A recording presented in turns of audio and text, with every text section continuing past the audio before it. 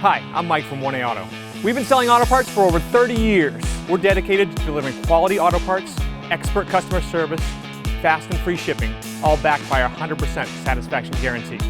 So visit us at 1AAuto.com, your trusted source for quality auto parts.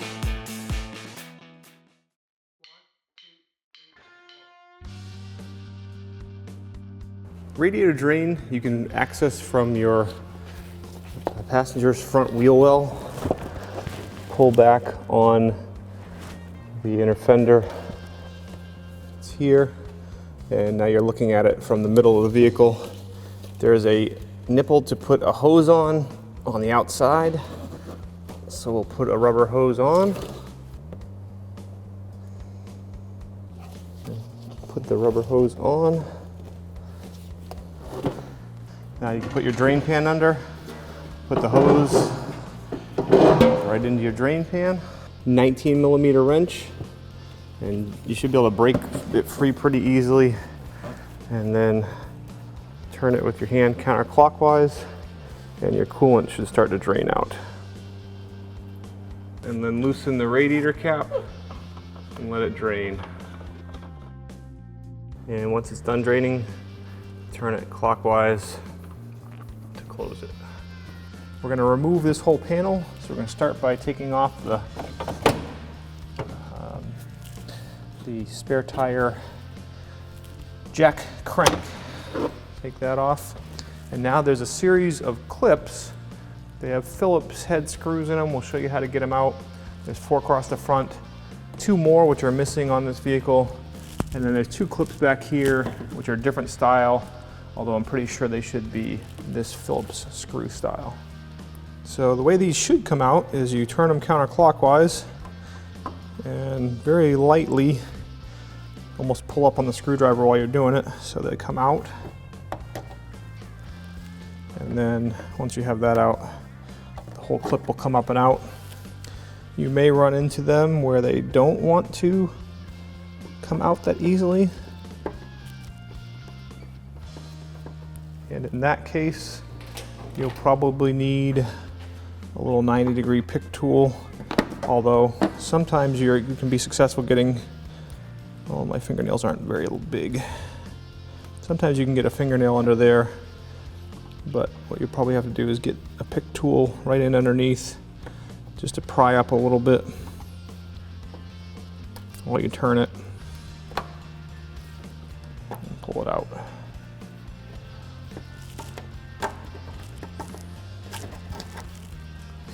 These ones back here are a different style. You pry up, pull the center up and pull it out, although I'm pretty sure these should be the Phillips screw style.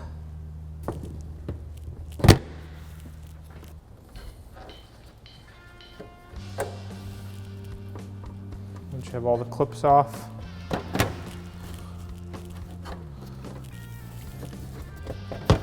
panel lifts up and off. I'm going to remove this cover, 2 10mm bolts on this side and 1 over on the passenger side. And remove those, 10mm socket and ratchet.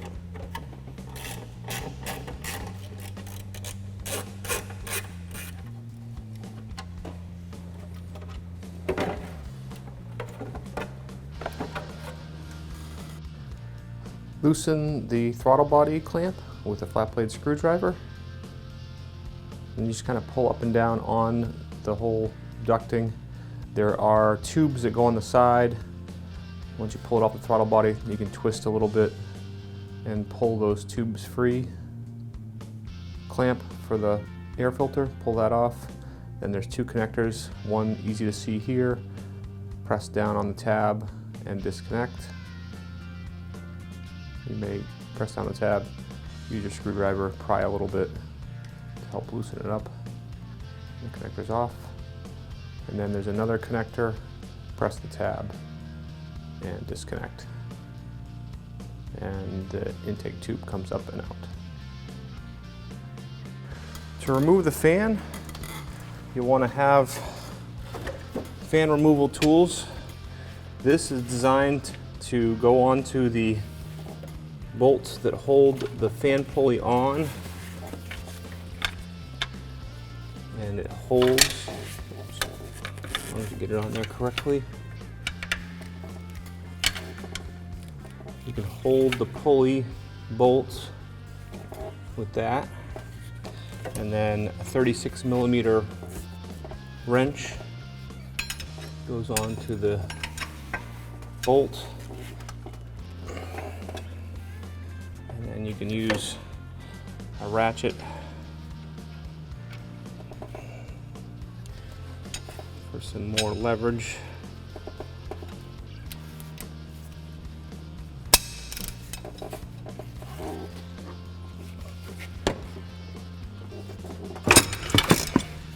And once you break it free,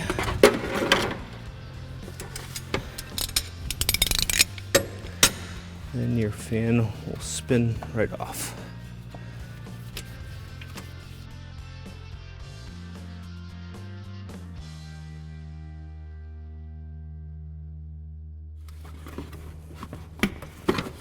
Then just get it around the radiator hose.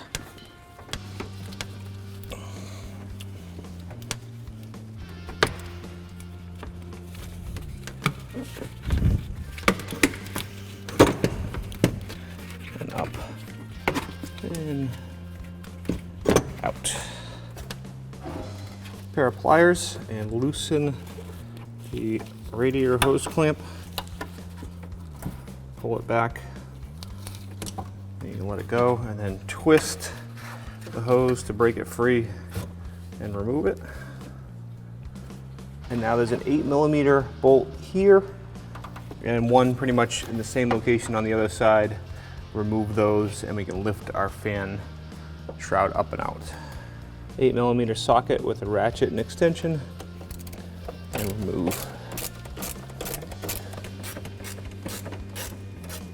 Then with those bolts out and the fan off, you can pull your shroud up and out. Ours is broken because this vehicle has a lift kit on it that they had to break in order to put it on.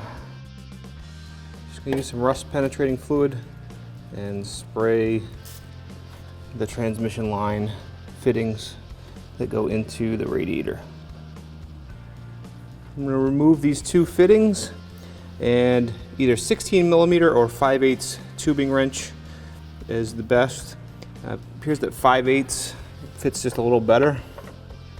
So put the tubing wrench on.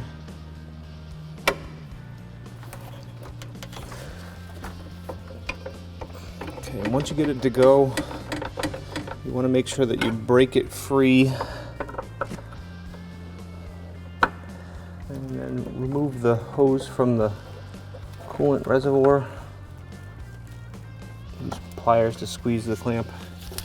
And just like the larger hose, twist it and pull it off. It looks like it's about a 1 1/16 bolt. I don't happen to have that wrench around, so I'm going to use a large pair of pliers. Hold the fitting and then loosen the nut.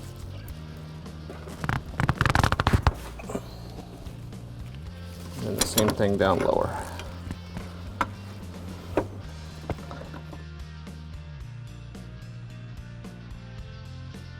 Once you have the transmission lines loose, make sure you have a drain pan underneath ready to catch any fluid that comes out. You finish out, just pull the line out, and again have a pan underneath to catch any fluid that may drip.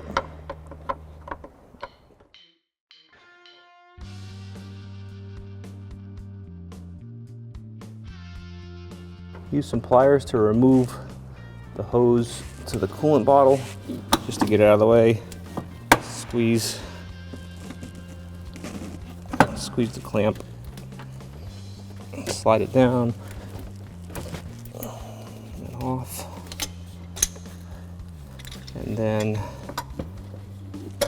use the pliers again, get on the clamp that's on the big hose at the bottom of the radiator. Squeeze that.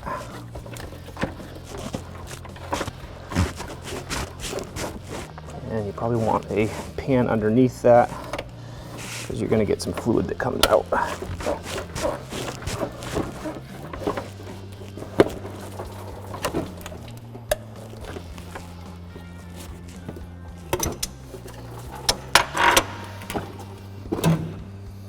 2 10mm bolts hold the brackets at the top. Remove those.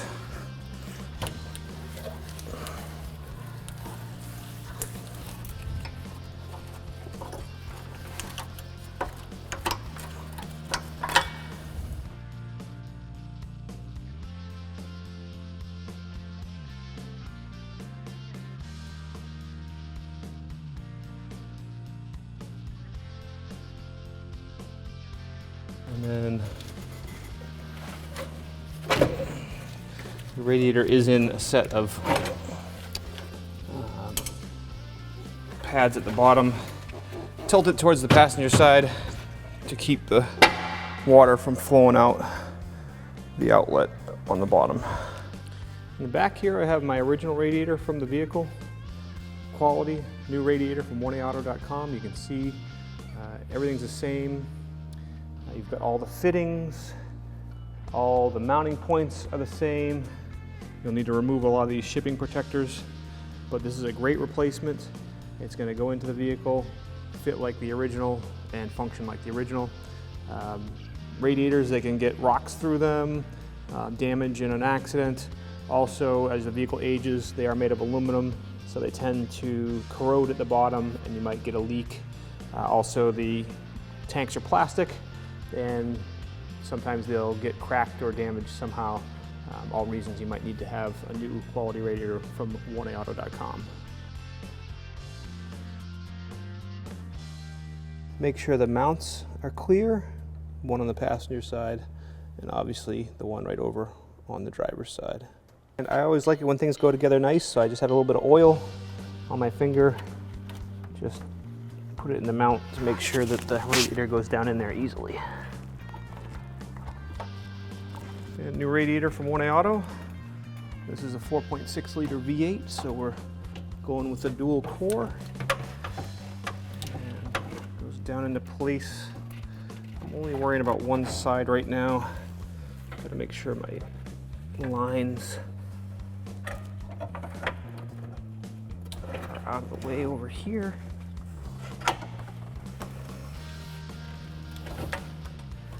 And put it in place. One side went down, and the other side's down in. And then put the top mount in, down on.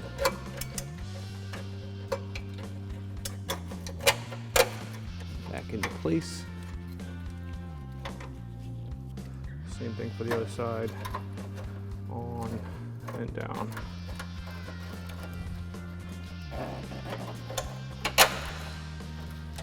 We'll tighten those up.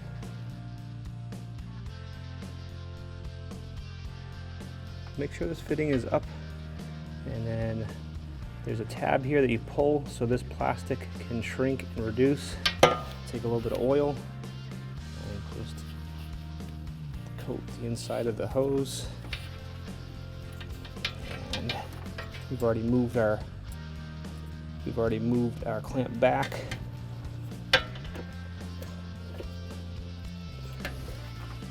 Put the hose on, make sure it goes all the way over the white clamp.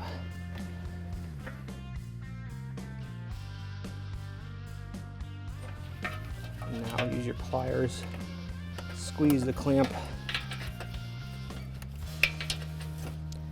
move it all the way up to the end of the hose. Now you remove your shipping protectors and insert the transmission lines and tighten them up.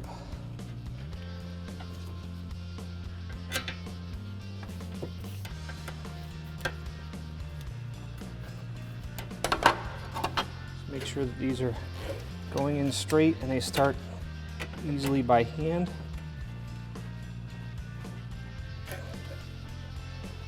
And then tighten them up with your 5/8 tubing wrench.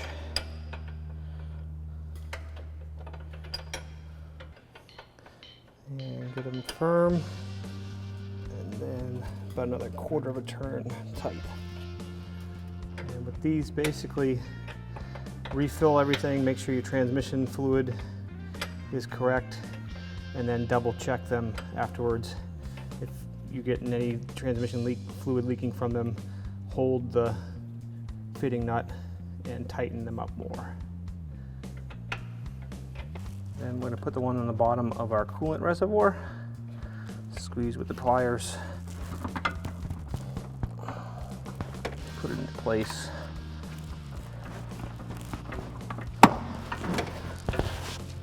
Remove the shipping protector. Put your radiator overflow bottle hose back in place. Pliers. Squeeze the clamp. And we had the hose out of the way, so we'll just move it back over. We'll put that back on after we put the shroud in. Probably the easiest way to get these together is actually to do the fan and shroud itself. My shroud's badly damaged, but you basically just kind of feed the shroud and fan down in together. And once it gets to a certain point, grab the fan and just keep feeding the shroud down in. And this will work for most vehicles. Doesn't work very well for mine because the shroud has been broken because somebody put a lift kit on the vehicle. There we go.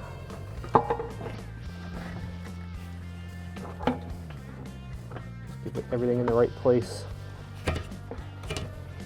And then get the fan on a couple threads. Shroud, you need to look down and make sure it goes into the little clips. One clip here, same on the other side, and then put your bolts in. Bolt on this side.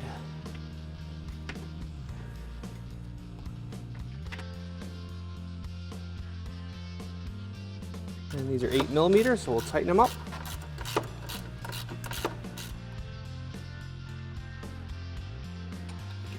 Tighten your fan up.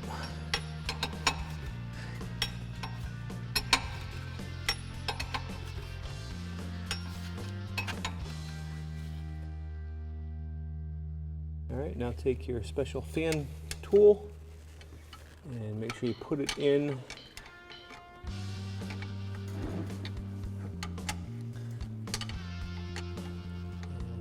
holding the correct way, and this should be tightened to 40 foot-pounds.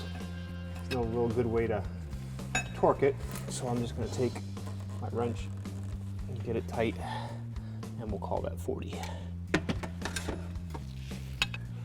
All right, remove the shipping cap and put your radiator hose back on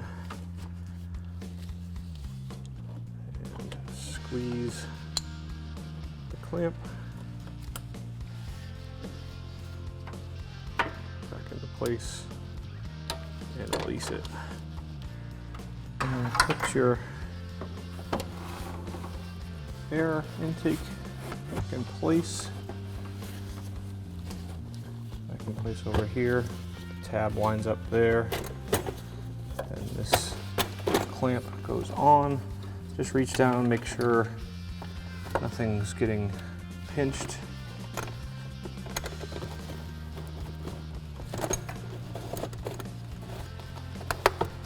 Lock that down into place. And your mass airflow connection, reconnect it. Reconnect this connector. Tube down here goes in.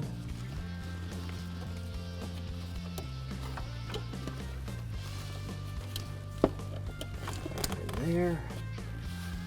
Flat blade screwdriver to tighten up the clamp that holds it onto the throttle body. And put the throttle body cover back in place.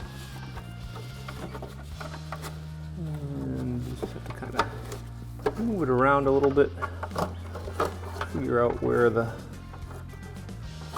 bolt hole is. I'm actually cheating, just looking right through here. You can see there, start it up, and then push this side down into place, and start my 2 bolts over here, and then tighten them up.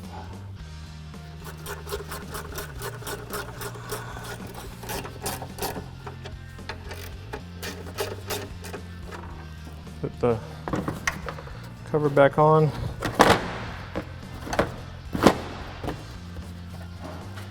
So in place you can see all the holes. These back clips, just make sure the center's popped up. Push them down in, push the center in.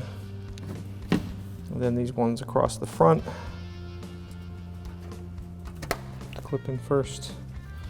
And just push the center right in to lock it.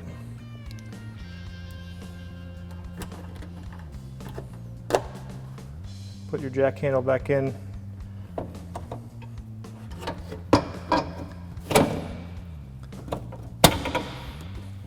Refill your coolant with a Ford specified coolant. And the total capacity of your system is just over 19 quarts, which is almost 5 gallons. So depending on the repair you did, you'll have to put an appropriate amount in. But you basically just put it in through here, and then you'll want to, once you fill it, you'll want to run the vehicle through a couple cycles and just check and make sure that the coolant is filled to the full hot line on here. And again, the first few times you drive it, check the coolant because it'll be working air out of its system. Keep refilling at the coolant reservoir. Thanks for watching. Visit us at 1aauto.com for quality auto parts, fast and free shipping, and the best customer service in the industry.